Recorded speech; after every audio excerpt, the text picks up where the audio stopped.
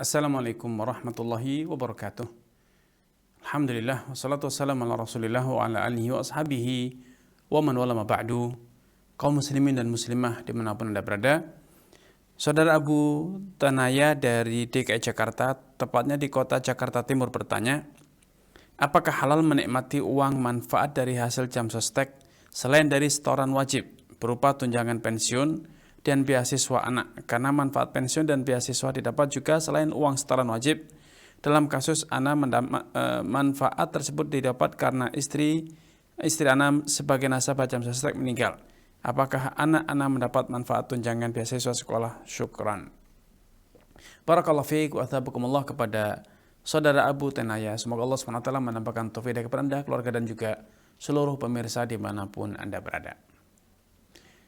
Patut difahami bahwa skema asuransi, berbagai asuransi yang ada di negara kita masih menggunakan skema asuransi komersial. Sehingga tidak dapat dipungkiri bahwa asuransi sosial itu syarat dengan praktek riba. Anda membayar sejumlah uang dan akan mendapatkan premi yang lebih besar atau bisa jadi lebih kecil dibanding apa yang Anda setorkan, walaupun seringkali lebih besar. Nah, praktek semacam ini secara tinjauan niat dan tujuan, ya, yang mengikuti asuransi itu biasanya ingin mendapatkan klaim yang lebih besar di saat mengalami satu kejadian, kecelakaan atau jenis. Maka dalam praktek semacam ini tidak dipungkiri lagi bahwa praktek ini bukan praktek sosial, namun praktek komersial. Karena peserta asuransi tidak dalam konteks ingin tolong-menolong, bahu-membahu, atau berdonasi. Tetapi dia ingin mendapatkan klaim asuransi bila memenuhi kriteria akan mendapatkan premi yang lebih besar.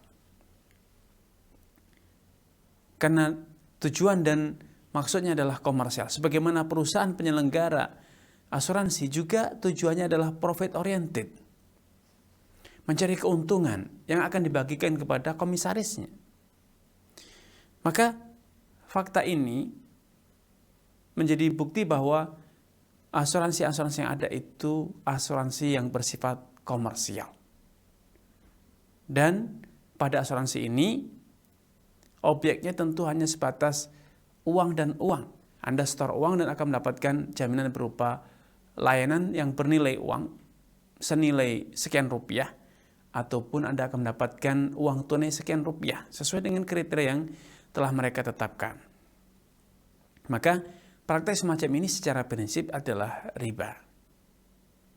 Namun perlu difahami bahwa dosa riba itu menurut pendapat yang paling kuat di kalangan para ulama, dosanya hanya berlaku atas orang yang mengikutinya, mendapatkan dana itu dari jalur riba. Dengan skema riba. Adapun yang mendapatkannya dari jalur hibah, warisan dan jenis, maka itu halal. Maka premi itu halal ya. Karena ia tidak mendapatkan dana itu dari riba, tetapi mendapatkannya dari jalur yang legal, yaitu warisan, hibah atau sejenisnya.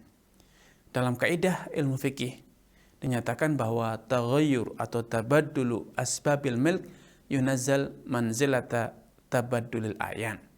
Perubahan metodologi, perubahan jalur mendapatkan suatu harta itu dihukumi, dianggap sebagai perubahan benda. Seakan-akan Anda mendapatkan harta yang baru, benda yang berbeda dengan apa yang didapat oleh ahli waris kita atau orang tua kita yang meninggal dan mereka mendapatkan hak asuransi.